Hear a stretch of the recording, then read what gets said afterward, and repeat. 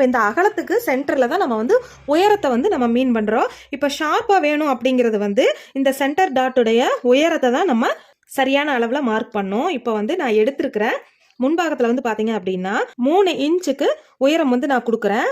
இப்போ இந்த 3 இன்ச் உயரம் அப்படிங்கிறதே வந்து பார்த்தீங்க அப்படின்னா ப்ளவுஸுடைய பாதி சைஸுக்கு இருக்குது. இது பார்த்தாலே உங்களுக்கு டிஃப்ரெண்ட் தெரியும். கப் ஷேப் வந்து இந்த ஷேப்பில் நம்ம வந்து ஸ்டிச் பண்ணிக்கலாம். 3 இன்ச் உயரத்துலேருந்து டிஸ்டன்ஸ் வந்து பார்த்தீங்க அப்படின்னா 1 இன்ச் அளவு தான் நான் வந்து டிஸ்டன்ஸ் கொடுக்குறேன்.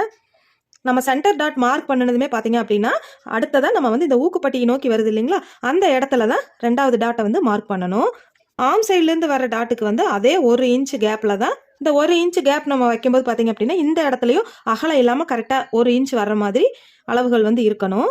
இந்த மாதிரி ஆம் பகுதியை நோக்கி கிராஸாக நம்ம இப்படி வச்சு பார்க்கும்போது நமக்கு 1 இன்ச்சு இந்த இடத்துல வருது. ஆம் பகுதியுடைய ஸ்ட்ரைட்டாக ஒரு கோடு போட்டு இந்த மாதிரி ஒரு 1/4 இன்ச் அளவில் ஒரு ஸ்டிச் பண்ணுறோம்.